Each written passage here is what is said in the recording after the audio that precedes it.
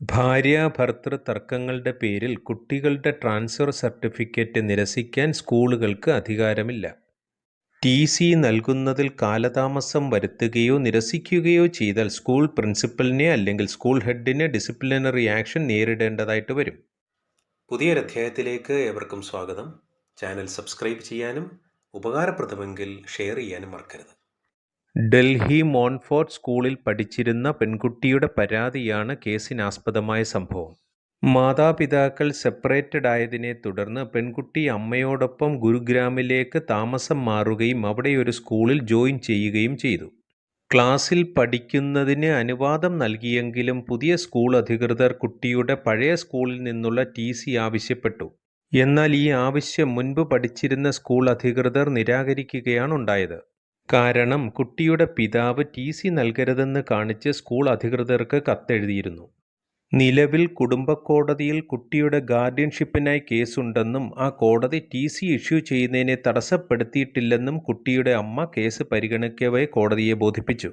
ഇരുഭാഗത്തെയും കേട്ടതിന് ശേഷം ഒരാഴ്ചയ്ക്കകം കുട്ടിക്ക് ടി.സി. കൊടുക്കാൻ ബഹുമാനപ്പെട്ട ഡൽഹി ഹൈക്കോടതി ഉത്തരവിടുകയാണുണ്ടായത്. രക്ഷിതാക്കൾ സെപ്പറേറ്റഡ് ആയാലും കസ്റ്റഡിക്ക് വേണ്ടി കേസ് നടത്തുകയാണെങ്കിലും കുട്ടിയുടെ എഡ്യൂക്കേഷനും വെൽഫെയറുമാണ് മുഖ്യ വിഷയമെന്ന് ഹൈക്കോടതി. ടി.സി. ഇഷ്യൂ ചെയ്യുന്ന സമയത്ത് നിയമം മാത്രമാണ് പരിഗണിക്കേണ്ടതെന്നും വിധി പ്രസ്താവിച്ചുകൊണ്ട് ജസ്റ്റിസ് വികാസ് മഹാജൻ അടങ്ങിയ ബെഞ്ച് വ്യക്തമാക്കുകയുണ്ടായി. രക്ഷിതാക്കളുടെ താൽപ്പര്യങ്ങളെക്കാൾ ഉപരി കുട്ടിയുടെ വെൽഫെയറിനാണ് കോടതി മുഖ്യ പരിഗണന നൽകുന്നത്. കുട്ടിയുടെ വിദ്യാഭ്യാസത്തിനും മാനസിക ശാരീരിക വളർച്ചയ്ക്കും മറ്റു വിഷയങ്ങൾക്കും തടസ്സം വരാതിരിക്കാൻ കോടതി പ്രത്യേകം ശ്രദ്ധിക്കുന്നതാണ്. ഭാര്യാഭർത്താക്കന്മാർ പിണങ്ങിയാൽ കുട്ടികളെ ഒരു വെപ്പണാക്കി മാറ്റുകയാണ് ചെയ്യുന്നത്. കുട്ടികളെ കാണിക്കാതിരിക്കുക എന്ന പ്രവണത പൊതുവെ കണ്ടുവരാറുണ്ട്.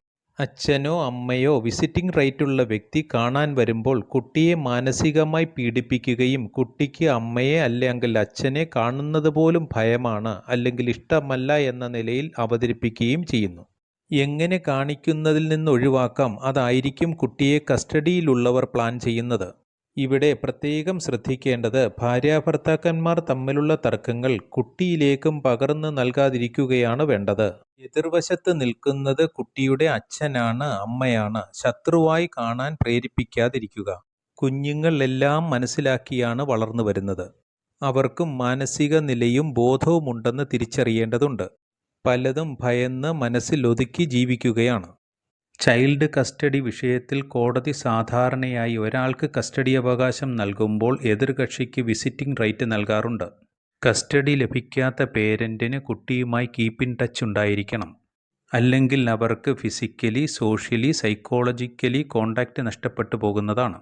അച്ഛൻ്റെയും അമ്മയുടെയും ലവും അഫെക്ഷനും ലഭിക്കുക എന്നത് കുട്ടിയുടെ ഹ്യൂമൻ റൈറ്റ്സിൽ പെട്ടതാണ്. കുട്ടിയുടെ റൈറ്റ്സ് ഡിസ്ട്രോയ് ചെയ്യാൻ പാടില്ല.